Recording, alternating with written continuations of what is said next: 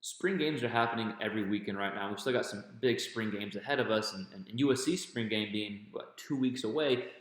But despite all that, I want to take a few minutes and talk about Lincoln Riley's offense and kind of do a deep dive, if you will, of what he is trying to do from a philosophy standpoint and what he's done in the past and how it's continuing to evolve. This is a question that we got a few weeks ago, if we could do a Lincoln Riley breakdown, offensive breakdown. We've been doing several breakdowns lately, so we decided to continue with it with Lincoln Riley's offense. And real quick, before we keep going, just to be upfront, this is I put deep dive, right? I put deep dive so y'all click on the video, but it's going to be surface level in the respect of what the offense actually is, just because Lincoln Riley is so smart in developing his offensive system, and for me to try to explain all the details would be a disservice because I would of course get it wrong. But we can still look at some of the surface level things, which I still think will give us a good understanding of what Lincoln Riley's offense is and what he's trying to do as an offense. So before we keep diving into the video, we're going to have some film across here to kind of demonstrate what we're talking about. I just want to encourage all to consider subscribing to the channel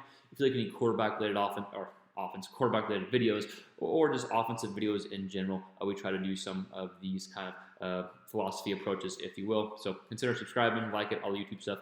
Let's get into the meat and potatoes of the video. So Lincoln Riley's offense, I think the perfect way to describe it, and I forgot who I read or who actually said this. I want to give them credit, but the perfect way to describe his offense is an evolved air raid. If you look at the air raid traditionally, it's creating space, yes, but it's moving the ball downfield. It's doing it quick. It's doing it pushing the ball deep. It's using the quick game as the run game essentially. That's what the air raid essentially was created to do.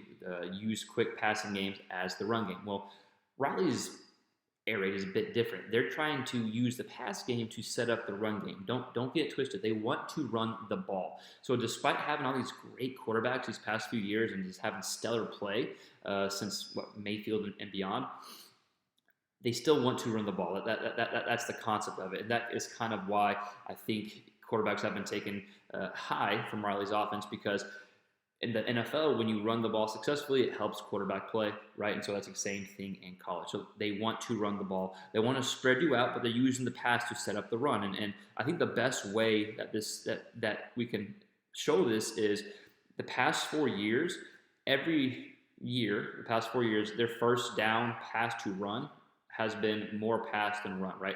Usually it's the opposite. Usually you run more than you pass in first down, even on a kind of a heavier pass team. So I think that goes to show that they're trying to set up that run game. In 2021, they had 158 pass plays in first down to 110. 2020, they had 156 pass plays to 96 run plays. 2019 was a little more even, probably kind of where they want to be. 172 pass plays to 160, and then 2018, 188 pass plays to 160.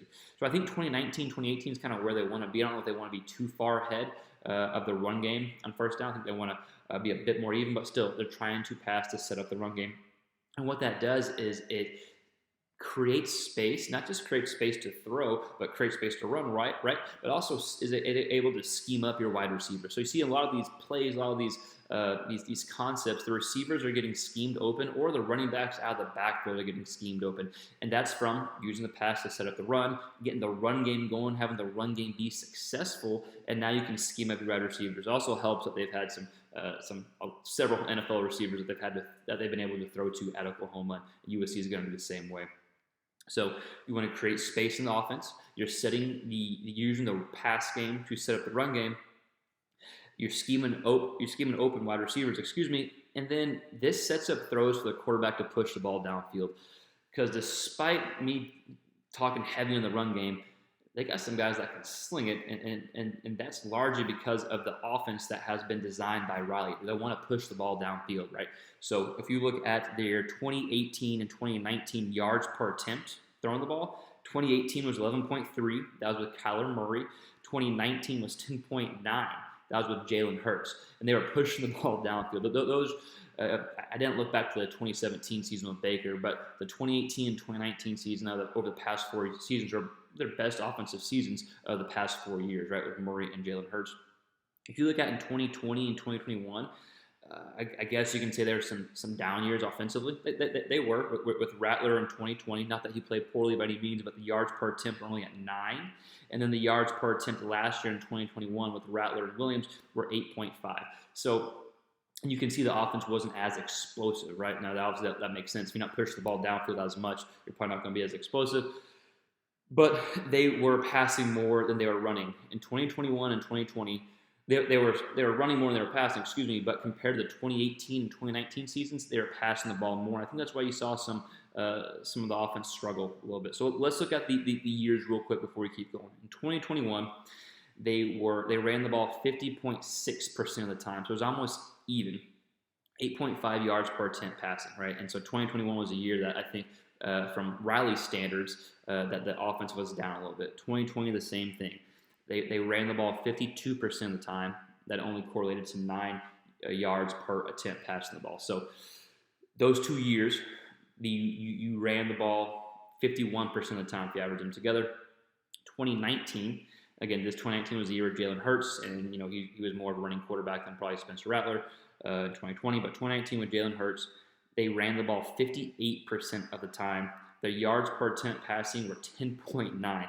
That's pretty impressive, right? To be able to run the ball that much, do it successfully, and then take shots downfield like that. 2018, very, very similar. They ran the ball 55% of the time, and their yards per attempt passing with Kyler were 11.3. Now, of course, Jalen and Kyler probably ran more as a quarterback than Rattler did, and even than Caleb Williams. But I would expect for Riley's offense to be as successful as it can be, that Williams will probably run the ball a bit more.